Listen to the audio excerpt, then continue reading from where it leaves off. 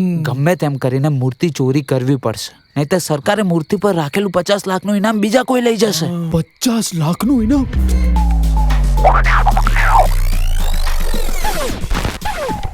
હવે ખાલી ભગવાન ઉપર ભરોસો છે. એ જ્યારે આપે છે ત્યારે છાપરું ફાડીને આપે છે.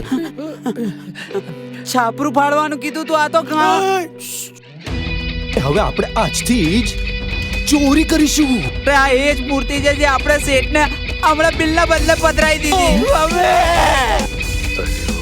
તો શરૂ કરીએ મિશન મૂર્તિ.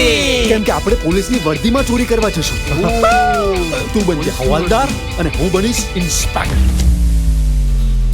આગળ અને પાછળ અહીં ઘૂમે છે બધું, જોત જોતામાં ખોવાઈ જાય છે.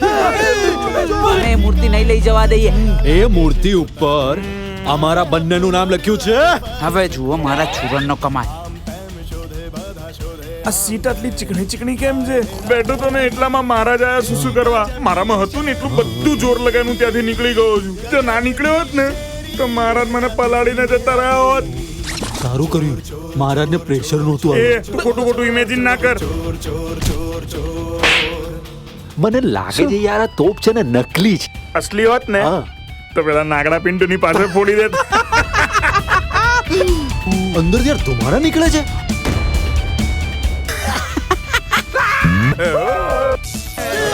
એ રાજુ, મૂર્તિ મળી ગઈ. બતા. मैं नहीं दिखाऊंगा. દિખા દે. टेंटन. डरावे मने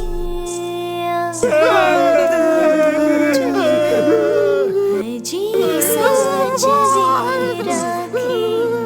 सजनी તેલ લેવા ગઈ મૂર્તિ. એક લાસ્ટ કોશિશ કરી લઈએ. શું ખબર હવે આપણી કિસ્મત ખુલવાની હોય.